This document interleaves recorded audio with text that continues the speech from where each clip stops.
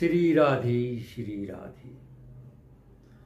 त्याग करो, जो चाहोगे वही मिलेगा। आप सभी मेरे ये शब्द सुनकर सोच रहे होंगे कि ये क्या कह रहा है। सत्य है, जो हम चाहेंगे वही हम पाएंगे। कब? जब हम बीच की अड़चनों को देने वाले विषयों को, चीजों का त्याग कर देंगे। एक प्रश्न उठता होगा मन में, धन का त्याग करेंगे तो क्या हमें धन मिलेगा?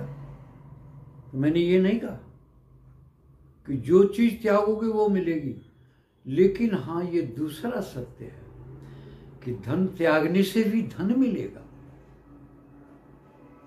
धन के रूप दो हैं।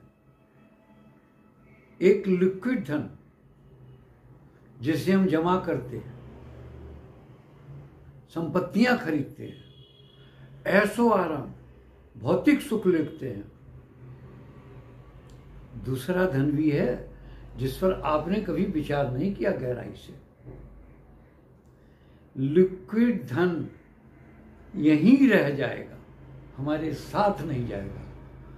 और दूसरा धन है प्यार का, सेवा का, आशीर्वाद का, जिसे हम अपने साथ लेके जाएंगे, जो हमारे कर्मों का निर्धारण करेंगे।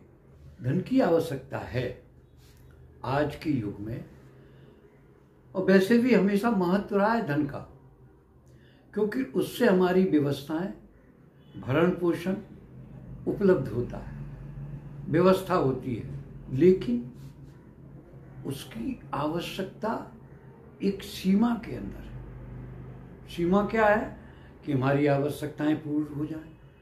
कौन सी आवश्यकताएं? जो जरूरी हैं जीवित रहने के लिए, व्यवस्था के लिए, भौतिकतावादी के लिए नहीं, अनावश्यक एकत्रित करने के लिए नहीं। इसका उपयोग पीढ़ी दर पीढ़ी हो। आज तो व्यवस्था वही है ना, पीढ़ी दर पीढ़ी, क्योंकि अपने ऊपर विश्वास है नहीं, डर लगता है बीमार हो जाएंगे, न जाने डॉक्टर कितना मांग ले, इकट्ठा करो। हम बीमार क्यों हो रहे हैं इस पर विचार नहीं कर रहे, अपने खान पान पर त्याग नहीं कर रहे, उनमें परिवर्तन नहीं कर रहे। अनाप शनाप खाए जाओ और धन इकट्ठा किए जाओ। हम खूब मेहनत करें, खूब कमाएं। धन हमारे पास में हमारी आवश्यकता से अधिक होता है, अधिकता में आता है, तो फिर उसे खर्च करने की, निकालने की व्यवस्था करें। हमारे संत महात्माओं ने कहा है, जो जल वाड़े नाव में, घर में वाड़े दाम, दोनों हाथ उलीचिए, यही सज्जन का काम। कहने का तात्पर्य है कि नाव में छिद्र हो गया है, पानी बढ़ रहा है, तो हमें डूबने से बचने के लिए उस पानी को उलीचना पड़ेगा। उसी तरह हमारे पास में धन संपत्ति एकत्रित हो रही है, तो उसको हम सेवा में खर्च करें, दुखी बीमारी में खर्च करें, जरूरतमंद लोगों को, निसहाय, अब ठंड में ठिठुर रहा है तो हम उसे एक कपड़े की, चद्दर की, कंबल की व्यवस्था कर सकते हैं। तो उसका अंतर हृदय से मिला आशीर्वाद हमारे साथ जाएगा। ये हमारे सुकर्म हो जाएंगे, ये कुकर्मों का नाश करेंगे।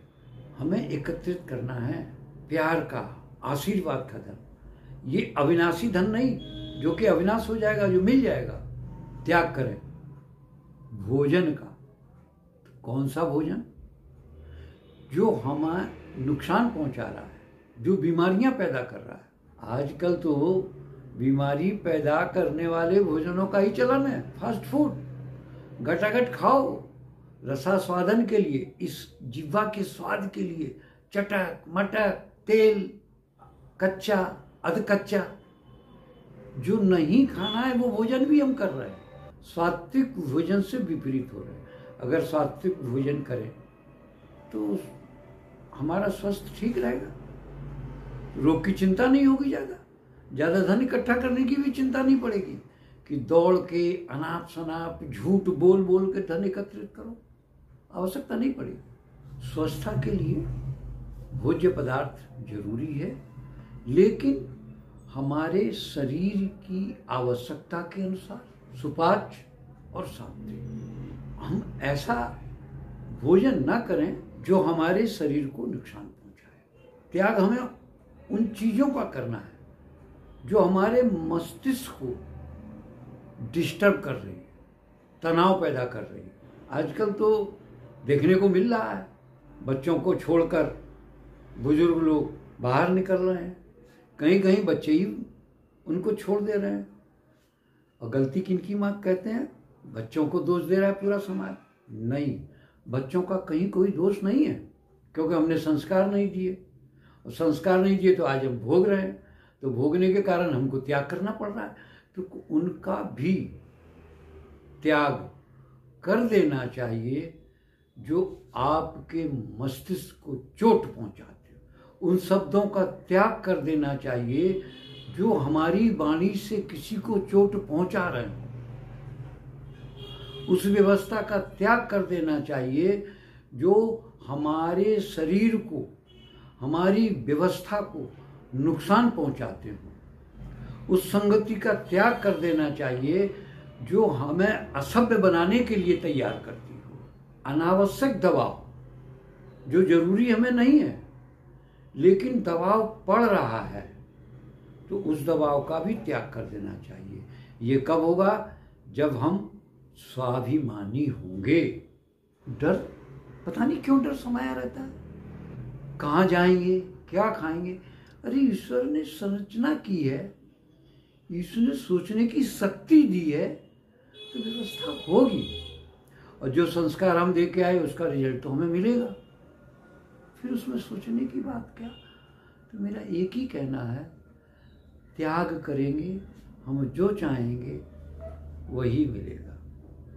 श्री राधे, श्री राधे।